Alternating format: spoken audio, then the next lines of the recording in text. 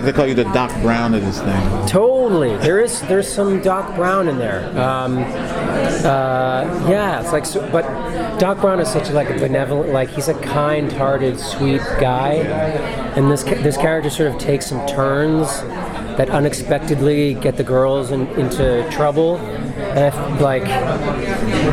when I started the job, I didn't have all the scripts, and I didn't know where the character was going, which is such a strange thing for an actor. You show up and you don't know what the end game is. It's not like doing a play where you have the play is written, you have a beginning, a middle, and an end. And so when I was reading those episodes, I was like, oh, this guy's bad. He's taking advantage of these girls for him to save his own ass. But as the story continues to be told, things sort of even out. But yeah, I don't play the bad guy ever. This face does not read heavy. So to get a chance to do that a little bit, and granted they're 12-year-olds, so it's like anyone can be a heavy to 12-year-old girls. But it was still like an acting challenge. It was. I remember the directors were giving me more direction of be angrier, be tougher, push them, and that was a challenge. It's not something I'm comfortable doing. So a lot it takes. Not a character that's in the book. And you mentioned on the panel, having gave you a little more freedom to create. Yeah. But did you still read the book for the aesthetic and to make sure that you kind of making sure your character fit in that world? Yes, I once I got the job, I read it, but then once we got the script, I sort of forgot about Brian K. Vaughan's work and committed to Chris Rogers' work, because that was all the audience was going to know, and sort of have to treat it as if everyone is coming to this show as an audience member for the first time. So not everyone in the audience will know the comic. They'll only know this story that Chris has adapted.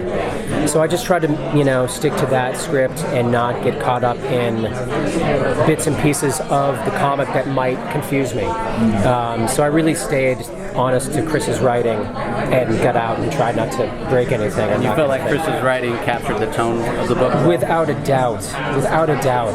I mean, these kinds of products are this kind of IP is in such high demand for Brian and Cliff to give the reins, to hand the reins over to Chris. It takes a lot of confidence and trust that you have to take care of something like this. This is something like people revere this work, so it's not handed over to a writer in a casual way. So, and Chris delivers, as you will see. Have you guys seen the whole thing? Yeah. Oh, okay. Chris really, really, really delivers, I think, in the tone and what the story is, which is for young girls becoming young women. That is the story. And I love that how he used Stand By Me on the panel today. It's completely Stand By Me. But instead of going to find a dead body, they travel through time and become young women. But yeah, there's only so much you can do with a certain amount of panels in a comic. You get to sort of expand the lungs of the storytelling machine when you get a camera involved. And Chris has been successful for a while. And I think this is only going to add to sort of his body of work. But he's great. He's an incredible writer. I want to talk about the CG aspect of it with the Kaiju, the robot, and stuff like that. Talk about the technicality of working and using your own imagination to bring that stuff to life. Yeah, they built the robot. They built it half of it. The bottom part. They built the feet and the shins basically, and then they built the head and the chest, and the rest was CGI'd.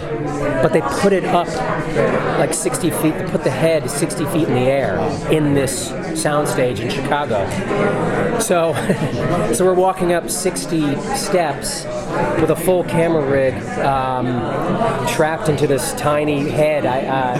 They made it a little bit harder, I think, than it needed to be. If I had notes for production for season 2, it'd be put this on the ground. Pretend. Yeah, we can play pretend. It's all right. But acting out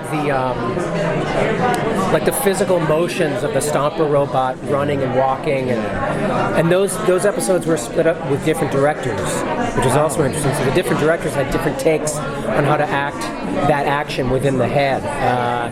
So we did it once with one director, and another director came in with a completely different take. Both successful, but both very different. So that speaks to, directors don't get enough respect, I think, in television, because they're like, it's really about the writers and the creators and the actors who are there all the time, and then a director will come in, do an episode, and then leave. Yeah. And so you're sort of a guest. But these directors were so great in like jumping in and being part of this world. But yeah, the Stomper robot those were long days, 60 feet up in the air, with all these stunt guys shaking it so it looked like we were walking on it. But it's a great way to make a living. It's a strange cool. life. It looks really cool. Yeah, now your character, in the end, you get, not that you're a completely bad guy, and in the end, you kind of flip as an actor. How fun is that to sort of live in that gray area? You're not all bad, you're not all good. Totally. Much more human. Yes, absolutely. That's why I think the character was so appealing over the course of playing the part, is that I was able to do a lot of different things, and it wasn't just this one thing. It's like, it can be a real, you get on a series, you watch a series for 6-7 years, and you start playing the same character. If you're lucky, if you're really lucky, you have a writer and a showrunner and a creator that are able to give you a lot of stuff to play with and to give you some depth. But a lot of times, if you're sort of stuck doing the same thing over and over and over again. So to be able to play a bunch of different things every day, it was just a joy. It made the show so much fun. And working with the girls, like, how was that working with that ensemble? Like, it was a trip, man. It was like, I'm such an old, cynical guy, so to be surrounded by 15, 14, 13-year-olds who are seeing it all for the first time. And I'm 44. I've been doing it for 20 years or so, and I'm cynical. I kind of walk into every job like with my arms crossed, saying like, how am I going to get screwed today? And they were just so excited and thrilled to explore every department. Yeah. Like they were fascinated by just like how production works, how ADs work, how a company runs, and the effects stuff. Of course, they were thrilled by all the effects stuff and all the action and the stunts. They were so curious. They just wanted to ask questions and learn about it. So it was like some of my cynicism sort of melted away watching them. I was like, I used to be like that. So it was a kind of a benefit. It was like it's helpful to work with young people because they make you young. They keep you young. That's awesome. So what was the one thing you took from them? Working.